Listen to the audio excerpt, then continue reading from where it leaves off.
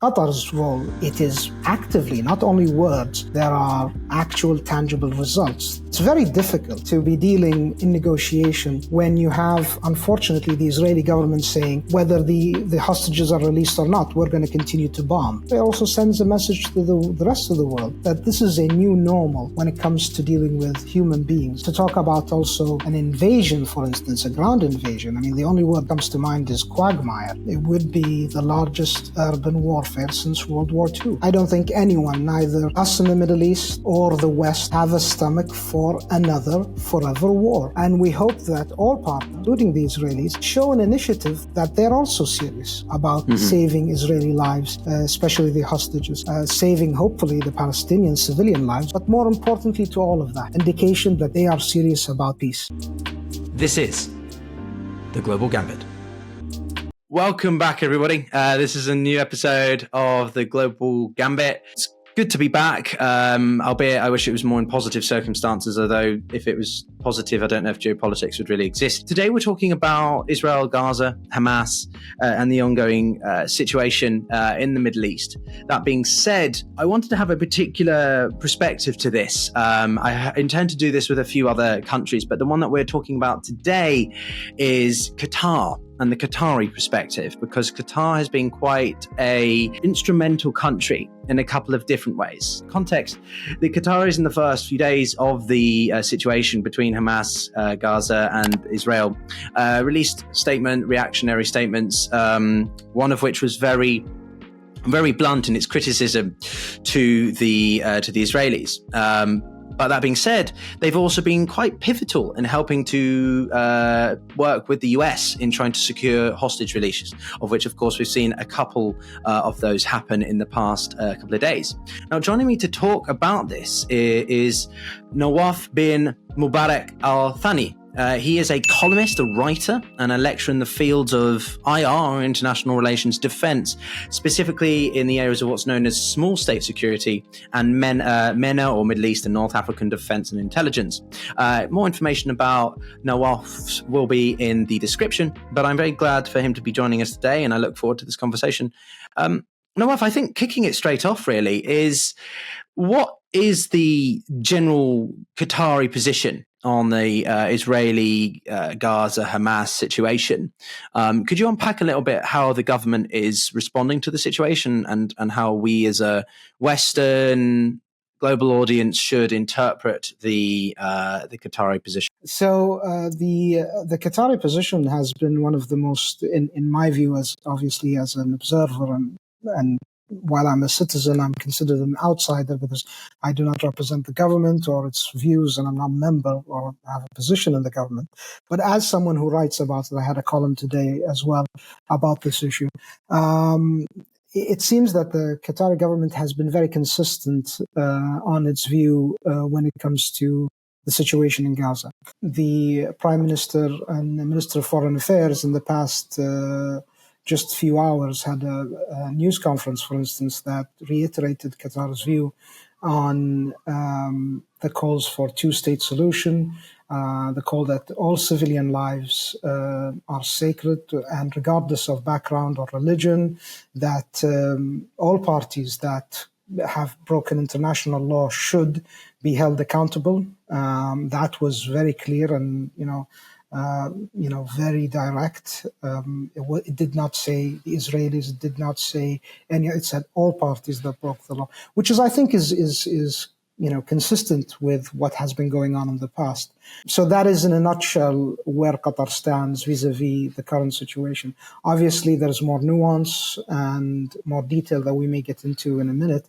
But, to start, I think that's a good starting point for those who may not be familiar with Qatar and its stance of this current unfortunate war in Gaza. One of the things that I think came to mind very quickly is the diversity between different countries' reactions. Now, Qatar's was one of the more, I think, forthright ones. A lot of people expected it from the Saudis, but they seem to have taken a bit more of a sort of strategically unaligned view in the sense of trying to be regional leaders or position themselves as the sort of potential peace brokers. I was just wondering if you could unpack a little bit more how Qatar fits into the other countries and this sort of hedging, balancing act that many Middle Eastern states are trying to do, given, I'm thinking particularly the obviously tense relationships, pretty poor relations Qatar has had with Saudi Arabia, with the Emirates, and how that plays into their strategical thinking when trying to be vocal in expressing support with Palestine, or the Palestinian situation. Qatar has now very strong and cooperative relationship with our neighbors, with the Kingdom of Saudi Arabia and the United Arab Emirates.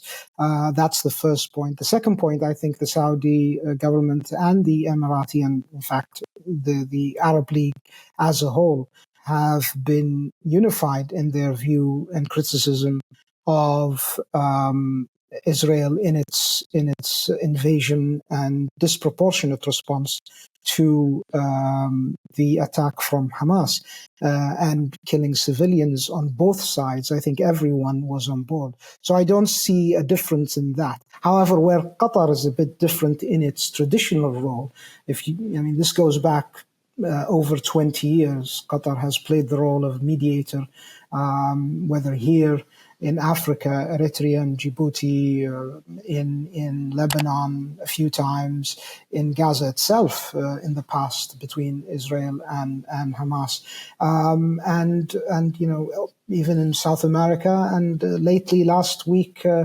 by brokering a deal to bring back Ukrainian children from Russia back to Ukraine. Unfortunately, that didn't get as much coverage as one would think because of the unfortunate situation that's unfolding in Gaza. But that is in line of what Qatar's been doing. And you look at the exchange of prisoners, Iran, Afghanistan, and on and on and on. This is not a new role that Qatar is playing. So we have had in the past, I think, 24 hours, 48 hours, even more examples of strikes, moments of belligerency on various American bases, areas of presence in different parts of the Middle East.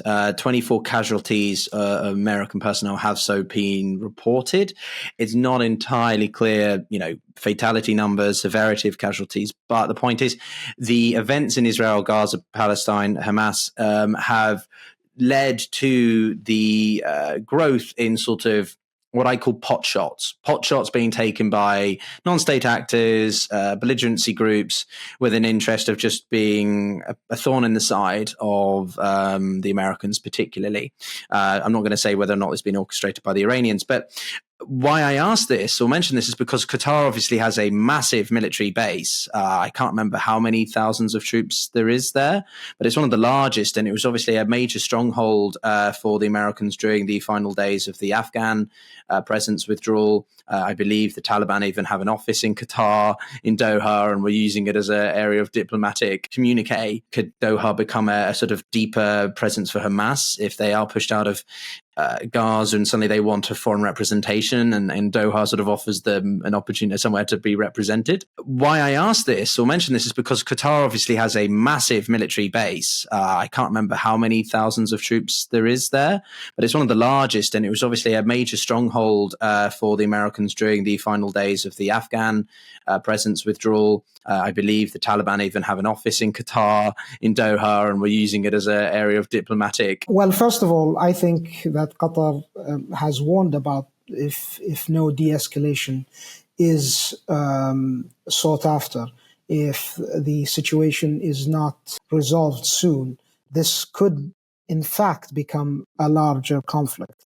I don't think anyone in the region, or in the world for that matter, which includes the United States, which will have to get involved if this thing gets even bigger and wider, I don't think anyone is interested in a forever war again.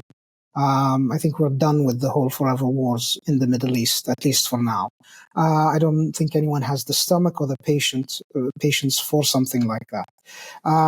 Plus, the issue right now should be focused on de-escalation in Gaza. I think that is having an immediate, unfortunate effect not only on Qatar's efficacy in its negotiations, because when Qatar successfully releases Israeli citizens, not the Israeli government, not the Prime Minister Netanyahu and his office, no, the Qatari government helps in releasing Israeli citizens by negotiating. Then the next day we see the largest, the strongest days of bombing on Gaza really doesn't send the right message that people are interested in peace. I think the Israeli government has a responsibility towards finding a way towards peace. And if there are mediators like Qatar doing their best towards that, I think the Israeli government should take that opportunity to grab at peace instead of in advancing in collective punishment and forced relocation of the Palestinians in Gaza, which is absolutely abhorrent in my view, but also apparently in the Qatari government's view because of what was said. Iran is a country that is very unpredictable. I think it was the Strait of Hormuz crisis a couple of years ago with the, essentially acquiring the British tanker ships. Qataris had a quite strong reaction to that. I was wondering if you could just, what's the Qatari view of Iran in all of this? There's sort of the shadow overarching all of the Middle East at this point in their proxies. I think Arab nations, Qatar and all the Arab League are in agreement that there should be a two-state solution. And in that sense, you will have not only one new small state, but two small states in that region occupying that space of historical Palestine, both the state of Israel and any future state of Palestine that we hope and we think that should be there. So I think that is the view of many in the region, not only Qatar. So that is interesting to see how it developed. But all of that doesn't mean anything if there isn't a population left to occupy that land. With the number of killings in the thousands in Gaza, over 1,400,000 forcefully relocated. I think that's very premature to talk about small state security when you don't even have a state yet. The first step is a cessation of hostilities, I think, then negotiations towards finding a solution of the hostages. That's going on anyway, even without the cessation of hostilities from the Israelis. Again, Qatar has been successful in that, in the past few days, and hopefully that will continue. But then, broad peace talks to find a final solution to the problem and the root cause of all the issues that are going on for 7 decades in the Middle East. And this is something that I think should be finally resolved, I think. So one of the things that is also obviously coming to mind then when you talk about all of this is the feasibility and tangibility of a two-state solution. I think the longer that this goes on, more people are questioning the extent to which the Israelis, the IDF force, is going to go into Gaza. But is it not really a case that from the Israeli perspective, they're done. They are not interested in having any negotiations with Hamas. They cannot allow Hamas to exist. But from the Arab perspective, from the Qatari perspective, maybe that is not something you could ever accept either. So, isn't it a little bit near impossible to discuss a two-state solution, let alone cessation of hostilities, just given the nature of what we're dealing with here? This isn't the 11-day war in May of last year. This is a scale and magnitude of issue that we haven't seen really since 1973. So how do you think it is really feasible to even consider this possible? The reason why we should consider it possible is because that's the only way out. I mean, it's a fool's errand to think that military might resolves a political dispute. And the question of, well, Israel is after Hamas, therefore it should wipe out the civilian population of Gaza doesn't make any sense. Almost as much sense as military solution for a political. I think it's a cop-out from anyone, whether the Israelis or the Arabs. But in this case, it seems that the Israelis refuse to sit down and talk. I think it's a cop-out from anyone who doesn't want to negotiate peace to say that there is another solution towards peace, including war. That doesn't make sense. So no, I think we were forced to do that or witness a genocide that is getting on, and the numbers will just continue. Unfortunately, the solution of the Israelis of, well, there is a small group called Hamas within Gaza, and since we can't find them, we'll just bomb everyone. And, the rhetoric by Israeli officials, calling the Palestinians, animals, and, calling for slaughter from other members of the Knesset really doesn't help. On the other side of that discussion, you see what Qatar is saying, that all civilians' lives are sacred. We should work toward peace. And, in Qatar's role, it is actively, not only words, there are actual tangible results. We've seen Americans and Israelis being released, but it's very difficult to be dealing in negotiation when you have, unfortunately, the Israeli government saying, whether the hostages are released or not, we're going to continue to bomb. It just does. I mean, it is very confusing. And to talk about also an invasion, for instance, a ground invasion. I mean, the only word that comes to mind is quagmire. It would be the largest urban warfare since World War II. I mean, that just does not make any sense, except the pound of flesh or the pounds and pounds of flesh. What is enough? 3 times those civilians who were, tragically killed, the Israeli citizens who were killed, or 5 times, 20 times? All the Palestinians? What's the end state? It seems that the end state that the Israelis have set up is the wiping out of all Palestinians. They say only Hamas, but the actions speak louder than words. In fact, a few megatons louder than words. If this continue, you'll see, I mean, the numbers of bombs and explosives that have happened are just staggering. So I don't think there is any other solution other than peace.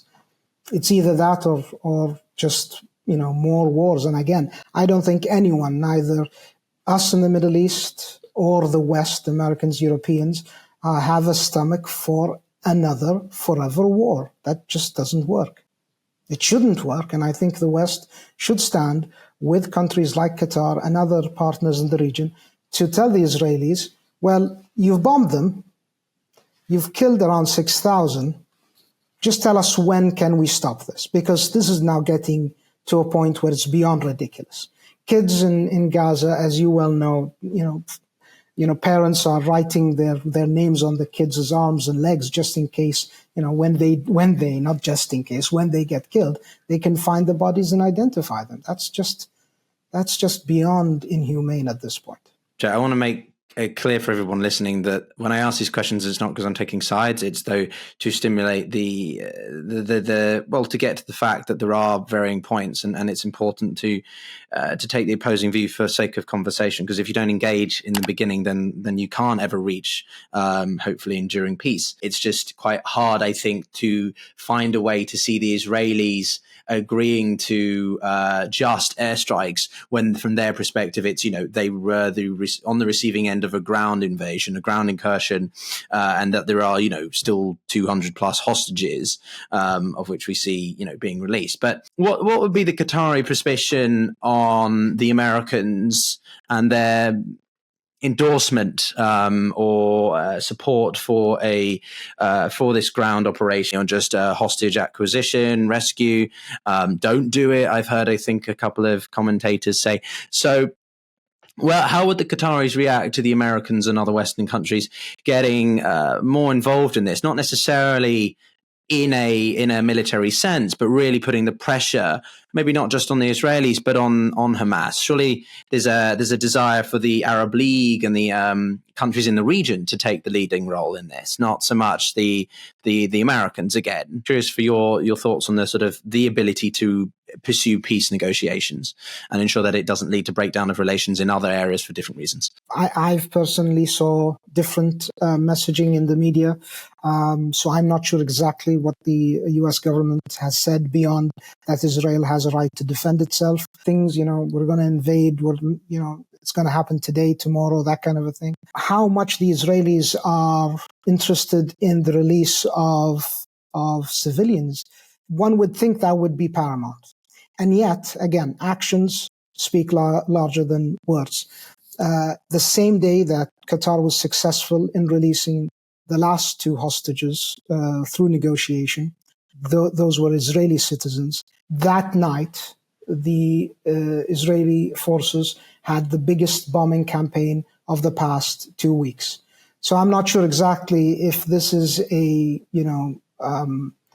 new tactic in diplomacy where I say something and I bomb the hell out of the people the next day. Or again, that may be a new diplomatic tactic, but those are Israeli citizens that Israel should also care about, and other nationals. Clearly, that's not a priority right now. Plus, the statements made by several government and military officials that said, hostages will not play a factor rather, in our planning of an invasion and our military operation, and we see that to be true. They were true to their word. It did not affect the severity or the tempo of the bombing, unfortunately. So I think there is that thin wedge, and that is that the Israelis must come to through whether Western pressure or internal pressure, come to the realization that killing your way to peace is not a way to peace. You can't kill your way and murder your way to peace. It just doesn't work. They've tried it for 7 decades, arguably with different periods of attempts of peace. But this current situation is really, it doesn't work. If you graph it out, it doesn't make sense. So, okay, we also have a obviously global reaction to what's going on. And one of the last couple of questions I have is to do with the flare-ups around other parts of the world. I'm thinking sort of in the UK or America or other parts of Europe, for example, with a lot of pro-Palestinian movements that are causing disruption or concerns about another sort of potential just sort of anti-Islamic backlash more broadly, just tensions between certain Western countries and Middle Eastern partners that aren't necessarily directly involved. What do you feel about that? Could you see a souring of relations between Qatar and the US, for example, a souring of certain countries? Just this morning, Turkey's President Erdogan came out with some pretty strong statements during a press conference, and we know the feeling, I think, that the relations that Qatar and Turkey have as well. So I was just wondering what your thoughts are on the ripple effects outside of this in other diplomatic areas. Well, unfortunately, what we're seeing right now globally is many nations, Muslims and non-Muslims. Let's not forget, Palestinians are both Muslim and non-Muslim. You just had a Baptist hospital, seemingly being targeted last week by the Israelis. We've seen reports, obviously, by the New York Times today and by Channel 4 News in the past couple of days that kind of dismissed that was, Hamas or Islamic Jihad rocket, kind of not confirming that it was the Israelis, but more than not, it may be the Israelis. And then you had a few churches that were struck as well, of different denominations. So you have an Arab community and a beyond Arab community, many Christian community that are non-Arab that have that affinity to their Christian brothers in the Holy Lands being bombed in their churches as well. That is a very toxic environment to have in places like Europe, which has a bad history of that, unfortunately, in the past. And that is worrying for the rest of the world because, an instability in Europe and in other places and in other countries in the West, like the United States, is not a healthy, we wouldn't have a healthy impact globally. Thankfully, we don't have that thing in the Middle East. Anti-Semitism has been illegal in most countries. I know it's been illegal in Qatar, for decades. Anti-Jewish, anti-Christian.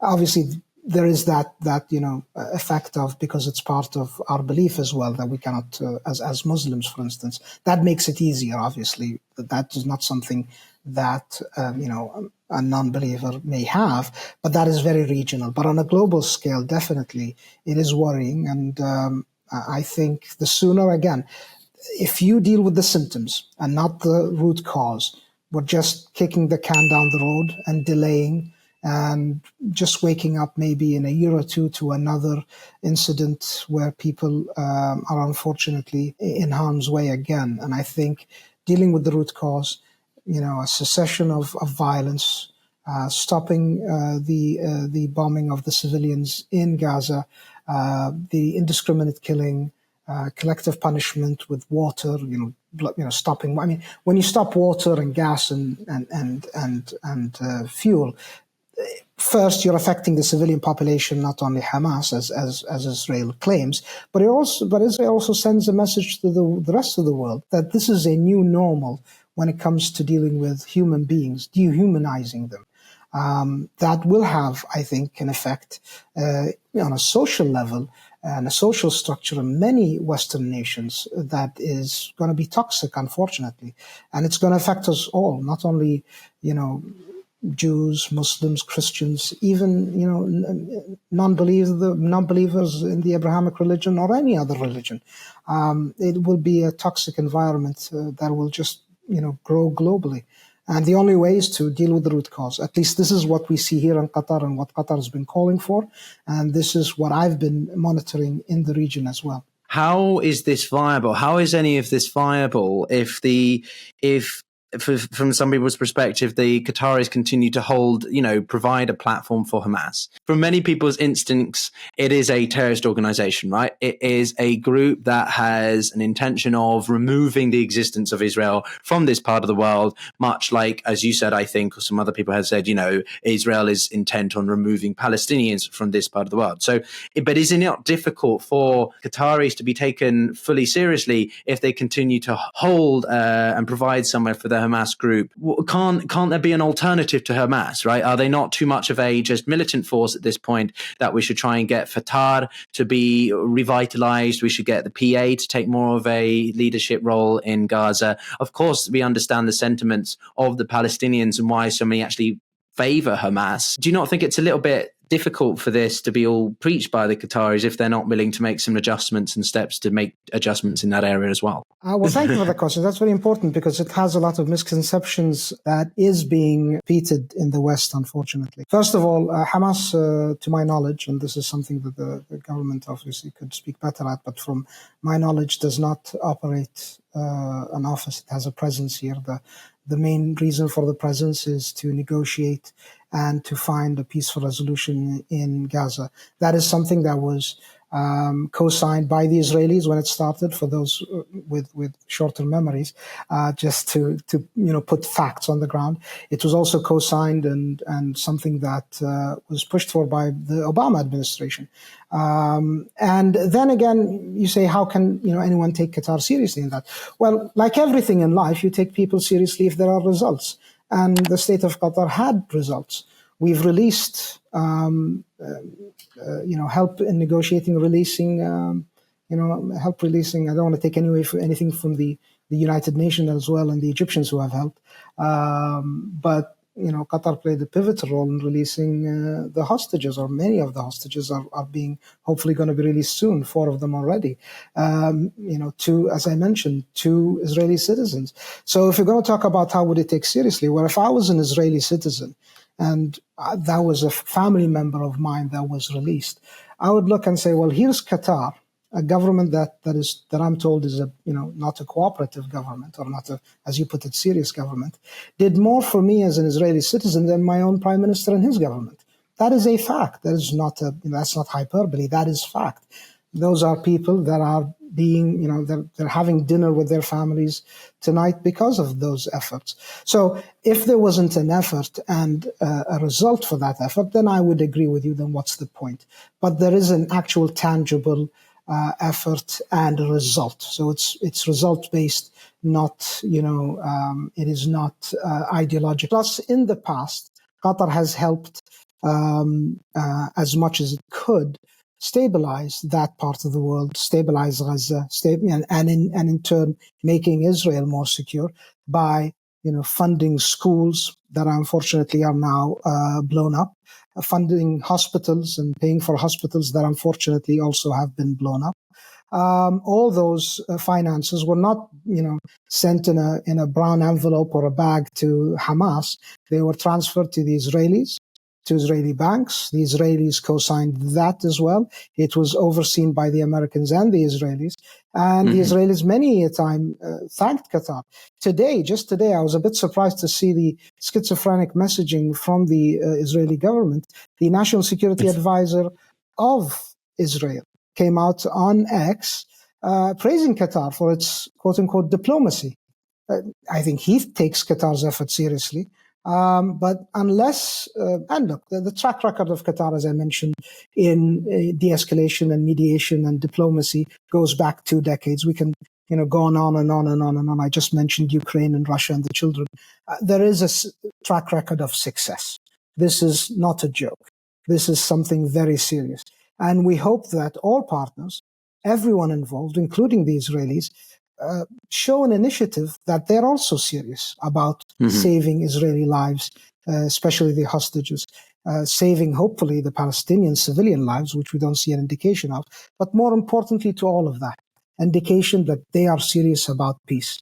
If they're serious about war, then whatever Qatar or anyone else does is really doesn't have the effect that we'll intend, because Qatar's intention, as I view it, as an outsider, I'm a citizen, obviously, but I'm not a member of the government, so I'm not privy to the negotiations. But as I see it from a lot of the statements, including today, is peace. That's the intention. And again, there are results. There are results. This is not an idea for opinion. These are factual things. Again, ask the Israeli families who are with their loved ones today that Qatar helped release, and they will tell you that is real. That is not imaginary, and that is serious. So I think that is how you gauge seriousness and effectiveness, is by results. But you need two to tango, and without a partner, that would be difficult. Would I agree 100% on the release of the hostages from Hamas being just purely based on Qatar's role, or just because Hamas felt nice? I mean, there is a slight distinction there that I think again results. I mean, you could. Well, I mean, you could parse a good result and say you could try to find something bad about bringing back Israelis and Americans to their family. I mean, that would be a very, very, outrageous thing to say, I think, but it'd be very courageous. I'll put it that way. That would be very courageous for you to find something bad about that. No, it's not so much that. It's more just about the role that countries will take to try and make the optics, the imagery around this, obviously benefit them from an international sense. Where the Qatar is the lead nation that helped mediate the eventual ceasefire. Well, thank you very much, Nawaf. For everyone watching, thank you so much for tuning into this episode. If you enjoyed it, give it a subscribe, give it a like. We had one video go viral recently. It's just surpassed 200,000 views on the channel, and I hope this one may well as well. So if you can be part of the community, love that to be the case. Otherwise, I look forward to seeing you in the next episode. Take care.